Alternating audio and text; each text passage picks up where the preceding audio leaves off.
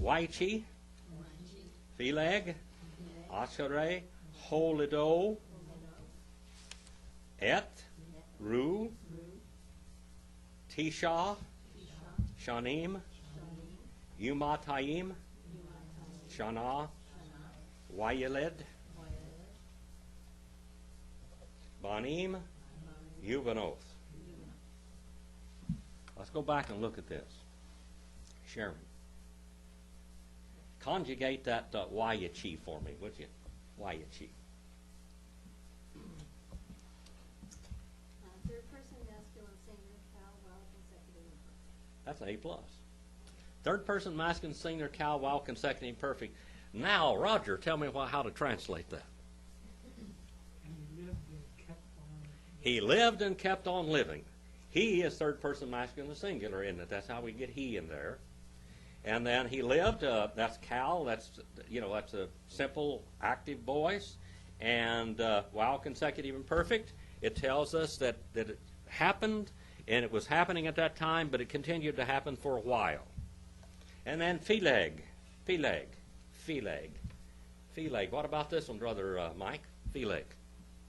You've heard that word a lot, haven't you? Yeah, but I forgot. Now, if it means the one earth? In the days of Peleg, the earth was divided. So what does Peleg mean? Whole. No, the opposite. It means to divide. It means to split and divided. Okay? The Pharisees were separated from the others. They separated themselves from all others, the Pharisees did. So they were divided. And I hope you like my new glasses. They cost me $270, but I can see and read out of these things. I have to look over them to see you, but I can read. Pheleg, Ashereh. After. And then Holido. After his to beget. After his to beget is what it actually says. His to beget.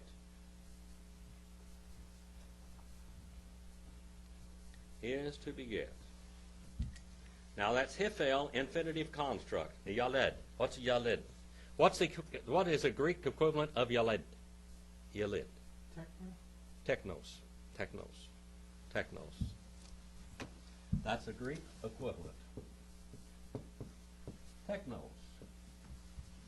Technos is a live birth.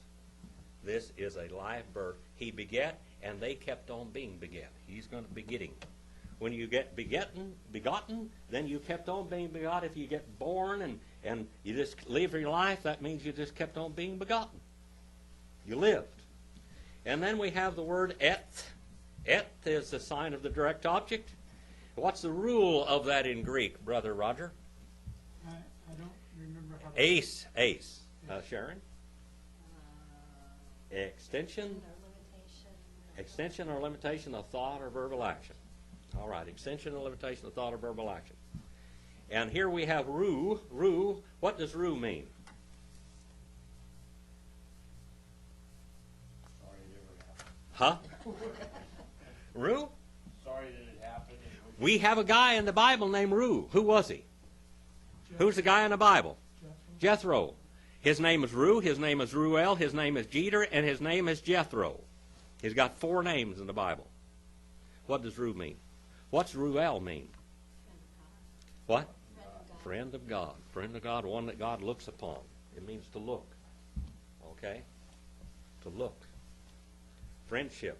To look with friendship. To look with love. And to admire and to look with love. Okay? Jehovah Roe. Jehovah Roe. This is the root too. Okay? Jehovah Roe. What's Jehovah Roe, Sharon? You remember? The Lord our shepherd, the one that watches after us and looks over us with love. Okay? Looks over us with love. Who was the first person to call Jehovah her shepherd? Hagar. She said, the Lord my shepherd. All right, Tisha. Tisha is 9. Shanim is years. Shana, that is. Shana. Shana. I used to know a girl by the name of Shana, and I said, your name means years. And somebody went to the land of Israel and brought her back a little necklace, and it said Shana on it, which means years. Shana.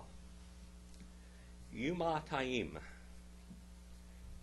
9 years and 200 years. Shana. And then why Yoled. Why Yoled. And he begat and kept on causing to beget Banim. What's Banim? Share, that girl back there, Pamela? Sons. What? According to a pattern. And then Yuvanoth. Yuvanoth. In that word, Yuvanoth is Ben. Okay? And what makes it feminine, Brother Roger? The tau. All right. And how about that U on the front of it there? What is that? That's a conjunction, page 253 if you want to write it down there someplace. That's a conjunction. What is the equivalent of it in Greek?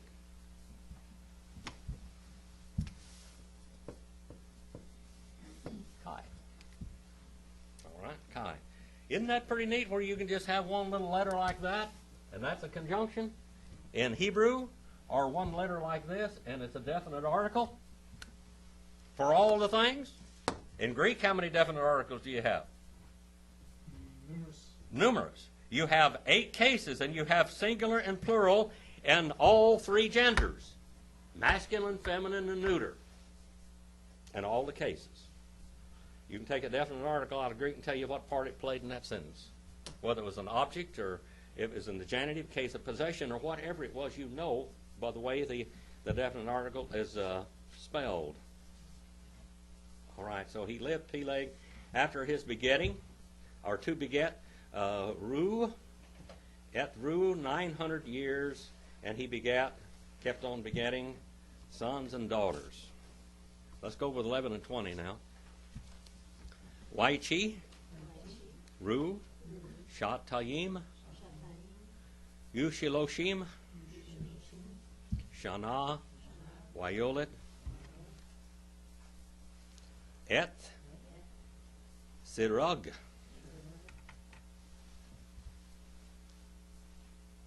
And he lived and kept on living Ru. Ru means what? To watch, to look with delight. 230 years. And he begat and kept on begetting Serug. In other words, Serug didn't die, did he? He kept on being his son. What does Serug mean? What about that, Chris? Serug. You don't know? How about it, Sharon? Strength and firmness. Strength and firmness. Serug. It means to be strong. To be strong. To be violent. To be powerful. What other word comes from this, Brother Roger? What do you think about this? Who was a violent woman in the Bible? Who was a rough woman in the Bible? Who was hard to get along with? Sharon? Sarah. Yeah. Sarai. Sarai also means what? Prince or princess, but it has the idea of what? Contentious. It means to fight and to battle. Contention. All right, 11 and 21. Wayachi, Ru, Achare, Holido. I'm writing this as I go. Et, Sirag, Shiva, Shanim, Umatayim, Shana, Wayaled, Banim, Yuvanoth. You get some of this, Brother Mike? I wish I could go back 10 years and decide to take it. Wayachi. Wayachi. What's the root of Wayachi? What's the root of it, Brother Roger? Huh? No. Huh? Chaya. Shaya. Chaya. What's Chaya? What's the difference between Haya and Chaya? What's the difference between Haya and Chaya? One is to become and the other is to live. That's right. One's to become, that's Haya, and Chaya is to live. All living things are Chaya. Okay? It says here, third person masculine singular, cal, while, consecutive, and perfect. You understand how perfect this language is, Brother Mike? It's not, you can't just go off on any tangent believing what you want to believe. Okay? It's not going to let you if you let this rule you. Okay? And he lived and kept on living, rue. Rue means what? Friendship and to watch over. Achare, after. And this has an idea, it's like an adverb, after, and it has an element of time in it, an adverb of time. His to beget. His to beget. That is Hifel infinitive construct. Et, Sidrog, Shiva, 7, Shanim, years, and Umatayim, 7 and 200 years. Shana, Wayeled. And he begat and kept on begetting Banim, Yuvanoth, sons and daughters. 11 and 22 now. Wayachi, Sirag, Shiloshim, Shana, Wayoled, Et, Nahor. And now we have Sirag, which means firmness, strength, power. And then he begat and kept on begetting Nahor. Nahor. Nahor. Look at that. Nahor. Now, what does this name mean? Nahor. You remember that one, Brother Mike, when we studied this before? How about it, Pamela? Slayer or piercer. He was the one that slayed or pierced. He was shot with bows and arrows, and he slayed. He's a hunter, so to speak. Nahor. Let's go to 11:23 now. Wayachi, Serag, Achari, Holido, Et, Nahor, Matayim, Ashana, Wayeled, Banim, Yuvanoth.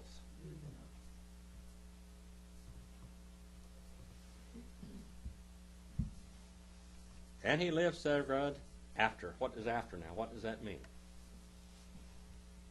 I just told you a few minutes ago now. Repeat it. If you learned it, what is it? Adverb of time, relating to time. Serg after his begetting, his to beget, actually, his to beget. Because that is a Hifel infinitive construct. Et, sign of the direct object, Nahor, 200 years, and he begat sons and daughters. So now we're getting down here, getting close to Abraham, aren't we? We're getting down there close to Abraham. 11 and 24. Wayachi, Nahor, Tisha, we Sarim, Shana, Wayeled, Et, Terach. Okay, here, now we go. Here we go.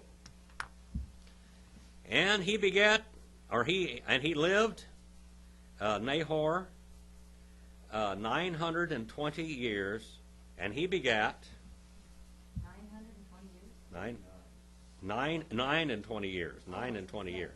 Sorry about that. That's all right. I said the wrong thing, didn't I? Yeah, What I said in my head was not what came out of my mouth. All right. 9 and 20 years, and he begat Terah. Terah. Terah. What does Terah mean? Terah. Brother Mike, you remember what Terah means? We studied that when we were in Bible in 8 Ages. You said it once in the last couple of months. Yeah, Terah. How about it, Pamela? Watch her give us the right one. Watch that girl. Wandering. Turning, wandering, duration. It means to turn and to go and wander and wander and wander. Wanderer, yeah. Wanderer. Pilgrim. Kind of like Hagar, isn't it? 11:25. We're just about ready to start here pretty soon. We're going to go study history. Go chase around in history. Wayachi, Nahor, Achere, Holido, Et, Terach, Tisha, Esere, Shana, Yumiath, Shana, Wayeled, Banim, Yuvanoth. And lived Nahor. Nahor means what? Piercer, slayer. Nahor after the Achere means what? That's an adverb of time, which means after a period of time, a space, interval. His begetting, his to beget, literally. Et, terah, which means turning, duration, wandering, pilgrim. 19, 9 and 10 is what it says, 9, 10. Years, 100 years, and he begat and kept on begetting sons and daughters. Now let's go to 1126. We're almost to the, how far does this book go? 1136, 1132. Wayachi, Terach, Shivaim, Shana, Wayeled,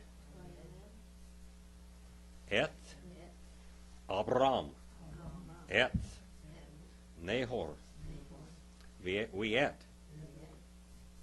Haran.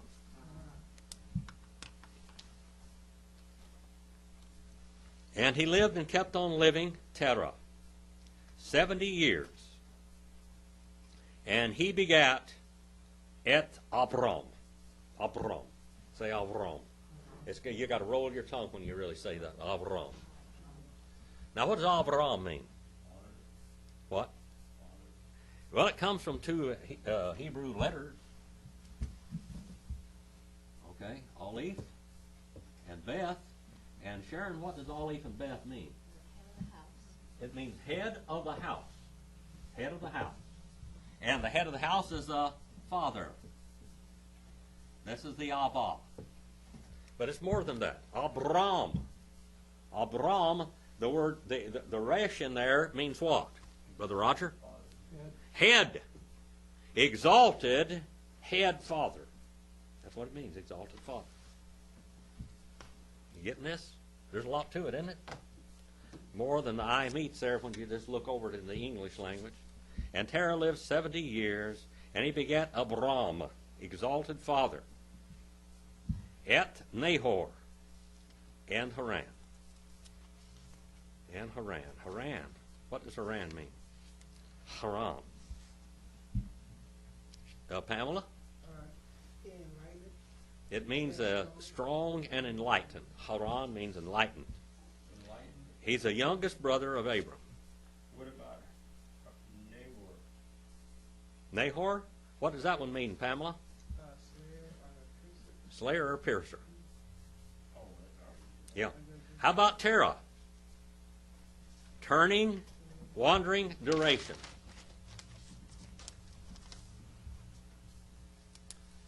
All right.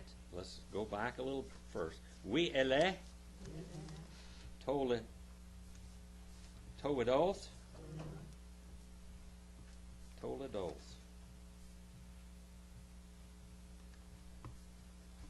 I hear footsteps coming. Terah,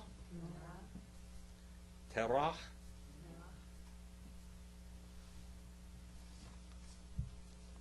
Hayeled, Et, Aram, Abram that is, Et, Nahor, Wiet, Haran, Haran, Hoyeled, Et,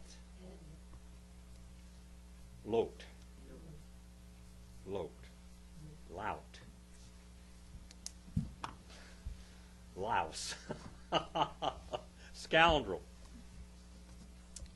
WLA. And these Toledos, these family histories, the family histories of Terah. Terah he begat Et Abram, exalted father, Et Nahor, we Et Haran, we Haran, and Haran, he begat Lot. Lot. What does Lot mean, Brother Mike? You remember that one? That one you've got. Come on now, you just spit it out. How about it, Pamela? Sure. What about it, Pamela? Dark colored, concealed. Concealed, hidden, cryptic, hidden. Did he hide his light? Did he hide his light? Would you have ever known he was a Christian? Is he a Christian? Yeah. Boy, that gives us great hope, doesn't it? Just look at Lot's life in the Bible, and you would never know that he's a Christian, would you? But what did it say in the New Testament? He did what? He vexed his righteous soul. Have you ever vexed your righteous soul? Have you? How many times have we vexed our righteous souls? Vexed it. You ever just get absolutely so miserable you just want the whole world to come on top of you, you just pull it over your head? Yep. We can do that to ourselves. We can do that. That's possible. Lot gives us a great, great, great example, doesn't he? I'm glad that Lot's in the Bible. I'm glad he's there. That's hope for the whole human race. Let's go on a little bit further, and then we'll go into history. Wyamoth, Haran, Al-Paneh, Terah, Aviv, Avi. That's a W on the end. Avi, Be'eretz, Moladol, that is, Be'er, Kasdim.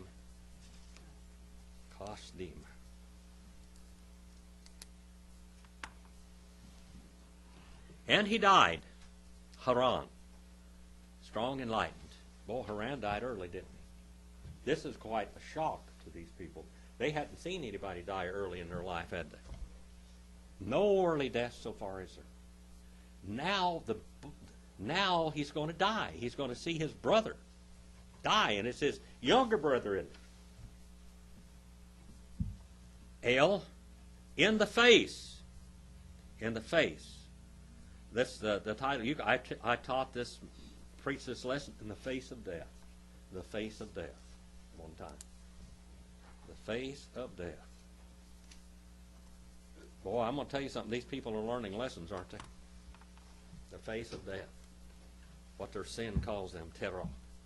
In the face of Terah. Who was Terah? His father.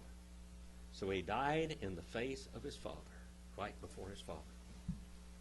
Did any son ever die before his father died up until this point that we know of? We have any record of any?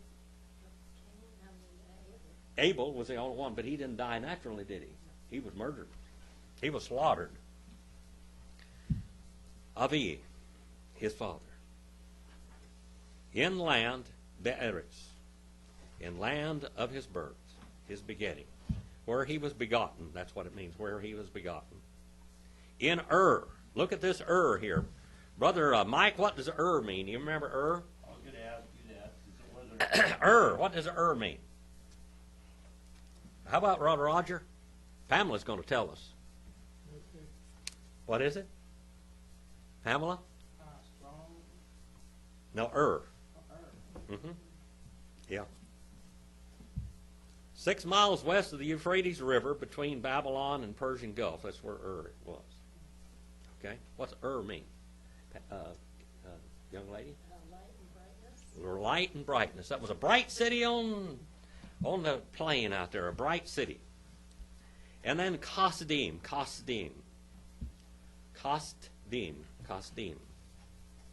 Actually has 2 D's in it. Kasdim. Why does it have 2 D's in it, Brother Roger? To That doggish. That doggish right in the middle of that Daleth. That makes it double there, doesn't it? Okay.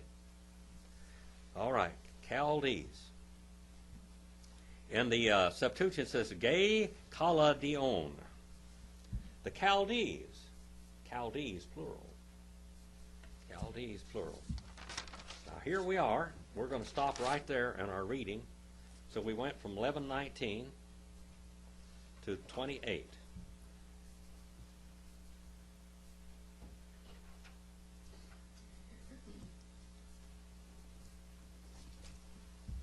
And then we're going to wander a little bit further over here, and we're going to read. I've got two books here that I'm going to read mainly from this one, Noah's Three Sons, which I don't know whether this book is in print or not. I've got 10 volumes of this set of anthropology books. This is how I studied anthropology when I was going to studying ancient civilizations and everything. Anyway, we're going to read from this. I think you can download it on the internet. Noah's Three Sons by Arthur C. Custis. The Doorway Papers, volume number 1. Okay? How you spell his last name?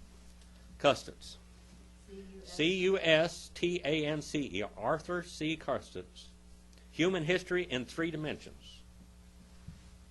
And then I'm going to refer to another book called The Indian Givers. This book is full of information, all kinds of information, tremendous information. I wish he would have read this book because there's information in here that he doesn't have because he did not know it at all.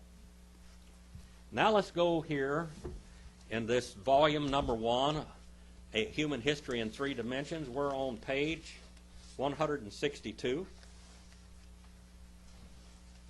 And we're beginning to talk here about the American continent. And the American Indians are what race? Asian. They're Asian race, but what race is that? Where does that come from? Hamites. Hamites. The Hamites. They're Hamites. Now, as we know from history and the Bible, the Hamites are the ones that invented everything that's ever been invented as far as I can figure out. No, Japhethite never invented anything, and the Shemites didn't care about it. They only made money on it. That's the way this is the way it is.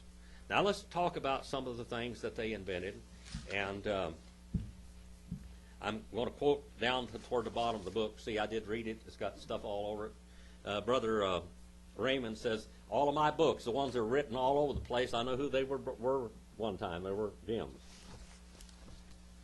The desert ironwood and small tree is known for its extremely hard wood and is prized for the campfire. It has been used for arrowheads and implements. The beans of the mesquite are made into meal and baked into cakes.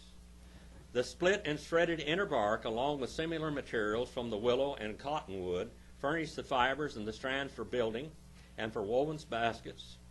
Some of these baskets are so finely woven that, coated with gum and resins obtained from the desert plants, they may be used for liquids. Now, I want to tell you a little bit about these people.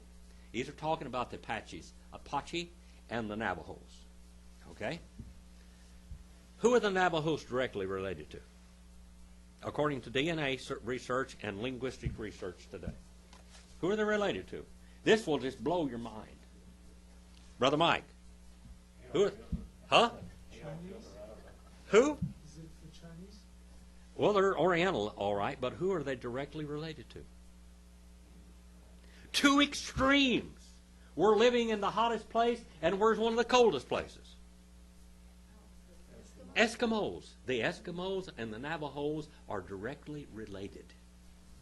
Just go to look at these two extremes. Now, we were talking about the igloos, how they designed these igloos, how they lived in these igloos. What else did they do from igloo to igloo, Brother Roger, you remember? How could they communicate with? The string. They used a telephone. And they could get in the igloo, which is the coldest place in the world up there, almost besides Antarctica, at least inhabited place. They're up there living in an absolute desolation land that cannot be lived in by, white explorers went up there and froze to death, died, starved to death, everything else. And these Eskimos are just thriving. Just thriving. They're taking the ice that's so terribly cold, and they make ice houses, igloos out of them. And they take a little whale oil lamp and heat the whole place. Having a ball in there. Well, it's so cold outside. They figure out how to kill the wolves. They take blubber, and they take these sharp bones, and they fold them up. They put them in this blubber, let it freeze, and they throw it out there. The wolf swallows it, and he's punctured from the inside. Of course, they're using the sled dogs, which are wolves. You know, the huskies are basically a hybrid wolf. They come all the way down. Some of these people come all the way down and go in the hottest place out there in Arizona. Any of you been in Phoenix in the middle of the summer? I spent a week there in a national convention for the American Baptist Association one time. Every day it was 120 degrees. And they said it was cool. It was a dry heat. Yeah. They out there and take your breath away. And they went from Alaska to there. And they lived. It's so funny that Crook and Sheridan and all these guys are going to teach these Indians how to farm. Make farmers out of them. What were the Apaches and the Navajos? They were farmers. They were growing cotton. They had orchards. They had corn, which had been developed in this country. They had pumpkins. They had beans. They had hot peppers. All of this was here. Yams, potatoes, everything you can think of. Those were all developed, genetically developed here. Let's go on and see what this writer says. Condiments and seasoning for food. I've got one of the greatest condiments at home. How many of you ever heard about these digger Indians? You ever heard about a digger Indian? That used to be a term for those people like that. They were digger Indians. They went out there and dug roots all the time. They were digger Indians. These were really ignorant people. These are diggers. They are cavemen, so to speak. The digger Indians. I remember one guy was telling me one time he was Swedish, and he married this Cherokee woman. He said, well, she wasn't a digger Indian. I don't mind marrying into those people because they weren't digger Indians like these out here. These Shoshone and Paiute, they were digger Indians, you know, diggers. They're the lowest form of life. Aborigines, just, you know, cavemen, so to speak. That's what we're talking about right here. Let's see what these so-called cavemen, digger Indians gave to us. Those Indians over there had corn. The only problem with the American government, they took good land away from them. They're good rancherias, by the way, and cut down all their fruit trees that they had developed and all their cornfields and put them in a place where it couldn't be farmed. That was the problem. No white man could have farmed it either. The Indians got out there and started digging and going to irrigate it. Condiments and seasoning for food. Those, one of the best seasoning that the Plains Indian used was what? Really strong, like horseradish. Wild turnips. I've got a string of wild turnips at home. I don't want. Some of you might have seen that. It's all woven together. You put that in a buffalo paunch. They used to take a buffalo paunch, a belly of a buffalo, and hang it up on a tripod like that, and put water in it, and throw in hot rocks, and it would boil like that. And they throw buffalo meat or whatever in there, quails, chuckers, or whatever they threw into that thing, and they throw a few wild turnips in there. It's like going down to the Chinese restaurant and getting that hot mustard with ketchup and dipping this. That's what it is. Okay? Where'd that come from? Same people. Same Hamites. What? Can you buy it and grow it? What's that? What you're talking about? Oh, the wild turnips? I don't know. It's like horseradish. I'll show them to you next time you come out to my house. Condiments and seasoning for food before the present era. Sage and other herbs. Sage. Ashes of the salt brush, which grows in saline soils, were used as substitute for baking powder. Other plants containing sugar. And malignous substances yielded substitutes for candy and chewing gum. How about hominy? Who invented hominy? The same guys invented corn. American Indian. Who invented popcorn? American Indian. What would the world do without corn? What would it do without tomatoes? What would it do without potatoes and yams? And beans? How about wheat? and pumpkins. Wheat was overseas. They had wheat and barley over there. That was it. Wheat and barley. And they used to call wheat the staff of life, but the modern scientists and the nutritionists call it the staff of death. It's not good for you. Why did those people live 30 and 40 years over there and die of old age? And the Indians were living 120 years, 130 years over here. Has nothing to do with that other 120 years. That 120 years that you're talking about there was how long before the flood was coming. Mankind was going to have 120 years before the judgment came there in the flood, and that's how long during that period of time. Sometime during that period of time was when Noah built that ark. How long did it take him to build the ark? Over 100 years. We don't know. But he built it during that 120-year period. Okay? Wild cotton was cultivated and harvested by the Indians before the white man and his wool-bearing animals found their way into the desert. Were there wool-bearing animals on this country? Yes. Mountain sheep. You know, mountain sheep don't have as much wool as the domesticated sheep, but they have wool. You can comb the wolf, and you can weave that. There was a lot of things they could get this from. Well, the animals found their way into the desert. In his arts and crafts, the Indian used gums and resins from the mesquite and the creosote bush. By the way, what is creosote bush? That's medicine, isn't it? That's medicine. People use creosote bush as medicine. And as adhesives, awls made from the cactus spine, sharpened bone, dyes from species of indigo bush, mesquite, and the fetid marigold, seeds of the sunflower, and from other minerals. In the absence of family drugstore, the Indian resorted to range of desert plants for cures of various ailments. Some of these were doubtful of value. As a matter of fact, they thought they were of doubtful value. This is written 50 years ago. They've discovered a lot of things since this last 50 years. The Smithsonian Institute squelched a lot of the discoveries of the American Indian. They were nothing but digger Indians, remember? The white man had to teach them how to cook and clean and all this stuff and make farms. That's not true. But others are found on the shelf of the modern drugstore. 70% of all of the drugs that you buy at the drugstore came from American Indian or Asian people. These remedies included materials for poultices, infusions, decoctions of the manzanita, creosote bush, catnip, carnauba, a wild rhubarb. What is rhubarb and what is celery? Basically, that was a medicine. People started using it. They made rhubarb pie and you used celery and everything, but it was a... What is celery? What's the celery do for you? Well, I know that when you eat it, it takes you more energy to eat it than what you get out. That's right. It's minus energy, but what else does it do? It's a diuretic. It's a strong diuretic. So it's a kidney cleanser, okay? And mountain balm, herbal mansa, the inner bark of the cottonwood, winter fat, golden aster, goldenrod, yarrow, horsebrush, species of sunflower. These were used for sore throats, coughs, and don't forget the red willow bark. You know who invented aspirin? Aspirin is found in the red willow bark. That's aspirin. The Indians had aspirin before the white man ever had it. It does what? What does aspirin do? It thins your blood, which lowers your blood pressure, and what else? What else does it do? It helps with ache and pains. What else, Brother Mike? Say inflammation and pain. Inflammation. It's an anti-inflammatory, and what else? It reduces fever.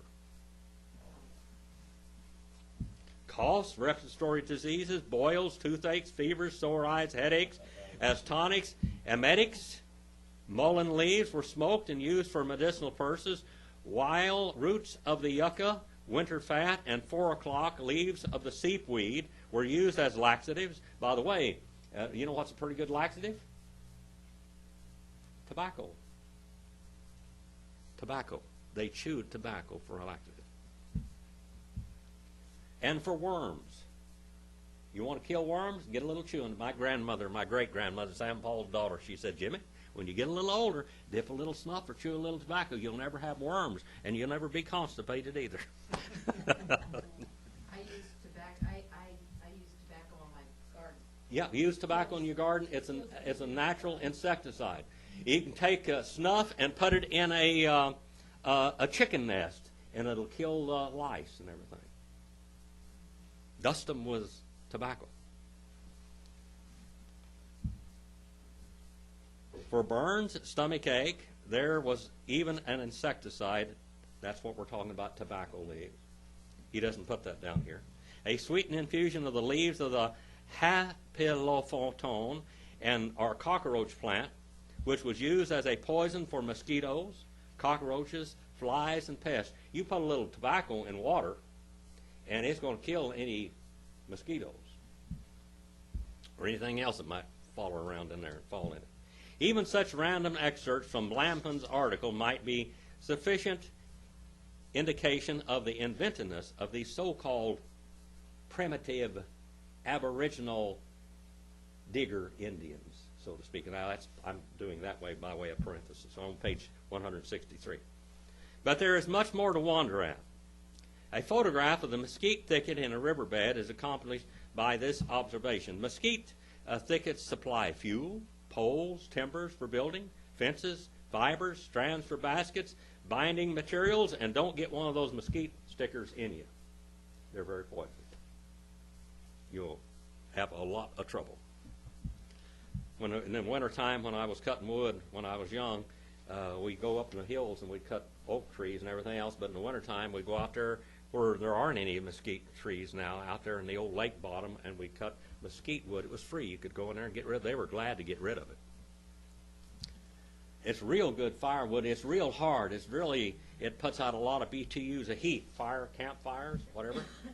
From the mesquite's bark, seed pods of bean-like seeds come food, browse for livestock, medicine, gums, dyes, and alcoholic beverage. Now, there were only one kind of Indian that there was only actually the Apaches were the Indians that was the only ones that were addicted to or used liquor of any kind. Alcoholic beverages. What does it do? What does alcohol do to a white man that is different from an Indian? What does it do to a white man that's different than an Indian? Indians don't have an enzyme to digest it. Yeah, that's part of it. And so it goes. Causes them to make red face. It causes them to be very red-faced, and what else? You don't sleep. You don't sleep. It wires you up. It sedates a white man, but it wires an Indian up. Whee! Ready for the warpath. Wow! If you drink enough of it, you think you're having visions. They thought it was they called it spirits. They used to call it spirits, remember? Art and spirits. The roots of the yucca trees supply drugs and soap substitute. Like the pioneer farmers, it seems that they use everything but the noise. You know, when they slaughtered the pigs, they used everything but the squeal. He concluded, thus, as the Indian made his rounds of his self-help commissary, in an apparently empty wasteland, he found an impressive stock to be harvested and added to his market basket. We can only marvel at the wisdom and the vast store of knowledge accumulated by these primitive people. Primitive? Maybe they were so advanced that they thought they were primitive. The way of their life was primitive to the white man. But what did they do? They had farms. They had animals. They did everything that the white man... What were the 5 civilized tribes, and why did they call them the 5 civilized tribes? Who were they? Why were they called the civilized tribes, the 5 civilized tribes? Cherokee, Choctaw, Chickasaw, Osage, Creek. Why do they call these called the civilized tribes? When the white man came to this country, they had great plantations in North and South Carolina, Alabama, Tennessee, Mississippi, all of these places. There were great plantations with cornfields. There were great plantations of orchards, nut trees, fruit trees all over the place, and it was manicured and paved roads. I mean roads just between all this.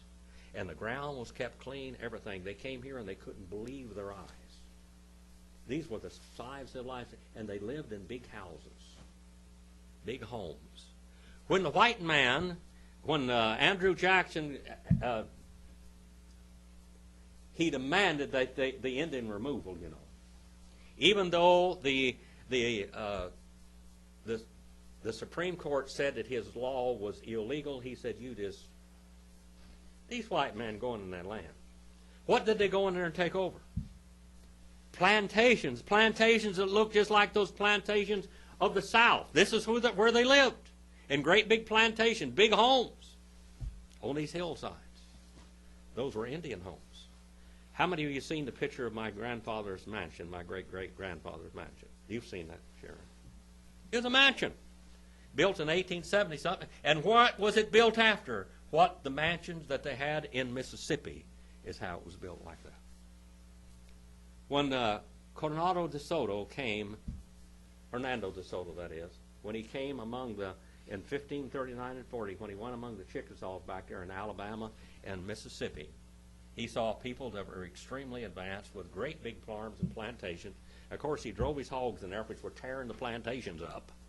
You know, Spanish always had a herd of 1,000 or 1,500 hogs. That was portable food, and they ate all these hogs. But the hogs carried disease. Within 100 years after that, 50% of the Chickasaws had died, and they ran him off because he was going to make slaves out of them to come in spring in 1540. They took care of him all winter, and then he was going to make slaves out of them, so they ran him off. And that's how all the wild hogs got in the South, because they spread him and his hogs all over, run him off. That's the Razorbacks. We can only marvel at the wisdom of the vast store of knowledge of these primitive people. How they made the desert feed and clothe and shelter themselves.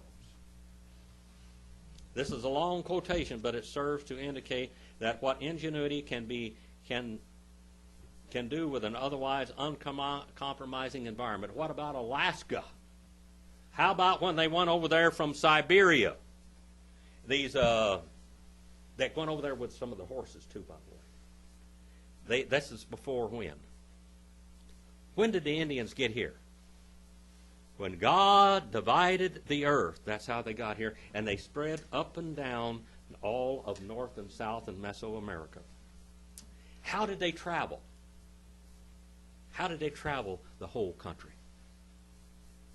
One thing, there's roads. There were great empires here. Roads. There were 150 million Indians on this continent when Columbus came here. They had roads. They had a postal system. They had doctors. They had great cities. And what else? They run up and down in boats, up and down the coast. When the English first landed in the East Coast, they saw lights of great cities. And they went out here, read some of these accounts. The Smithsonian squelched a lot of this for so many years. When they went out there, they saw a manicured land, great cultivated places. And when those white people got off those boats, they said, did you smell those people? They stink. They are ugly and they stink. They probably never took a bath in their life, and they didn't. They used perfume. That's why they had perfume, so it would cover up the stench. And they were helpless in this land. And if it wasn't for the Indians, they would have died, all of them, every one of them. How many of you know about that colony that they at Smith? What was it? Roanoke. Where? Roanoke. That one colony where they had there, they got so bad a shape that they started killing everybody. They didn't kill them, but when they died, they ate them. They just uncovered that girl here a while back, and they found out where they had sawed her body up. And there weren't any graves. You know why there weren't any graves? Because they ate the people. But these Indians were savages, you know. Think about that for a while. It is difficult indeed to conceive a more complete exploitation of the primitive sources of the desert in which they have been content to live. One wonders at LaFane's use of the word found. is that really a just word? Or did they what? They develop it. Everything that's ever been invented by the human race has been invented by the Hamites. The Japhethites followed behind, enslaved the Hamites, took their languages away from them, and took their inventions away from them, and proved the inventions, and did what? They thought that they had a right to do this. From the book of Genesis, they're all going to be slaves. They always had this idea of slave business. That's why they could go to Africa and get those slaves and bring them to America and make workers out of them. And American Indians, they had more American Indian slaves than they ever did have any black slaves on this country. Slavery, that's the idea.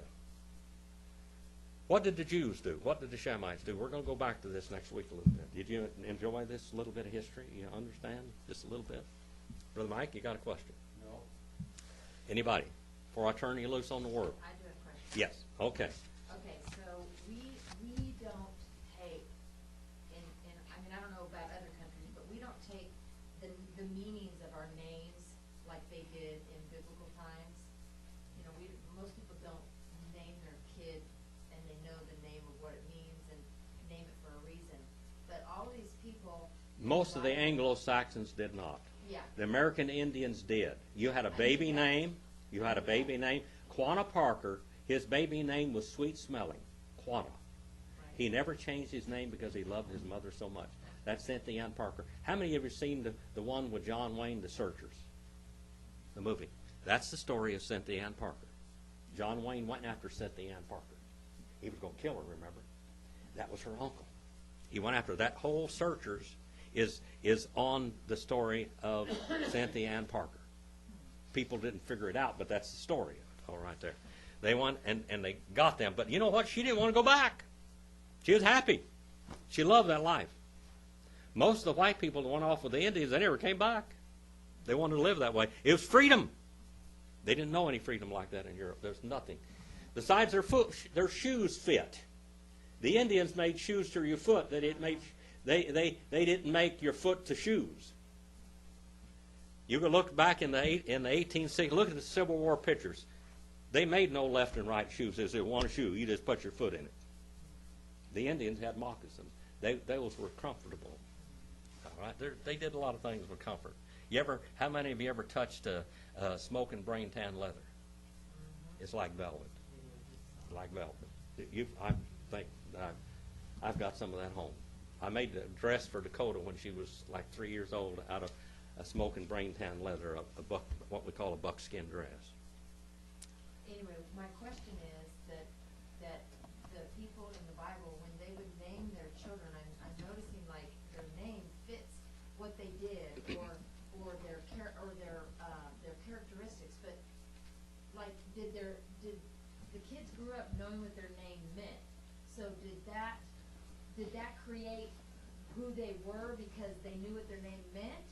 Or did God kind of ordain the parents? The first to 10 name names that? in the Bible are inspired. Okay. I believe that. The first 10 names in the Bible, from all the way from Adam to Noah, those are inspired. And tells the whole story of the gospel of God. All of that. So after that, Well, a lot of this. Peleg. In the days of Peleg, the earth was divided. Do you think that his name was divided because in the days of Peleg, God divided the earth? That's why his name was there. How about Cain? Cain.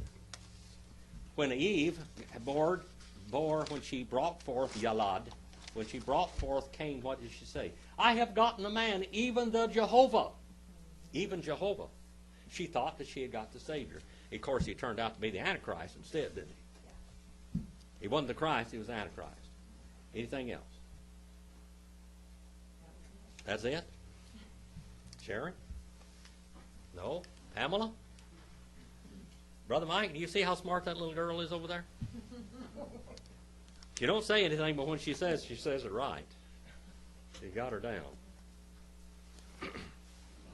All right, let's have a word of prayer and go out and sick them. Christine, you want to dismiss us in prayer? Lord, I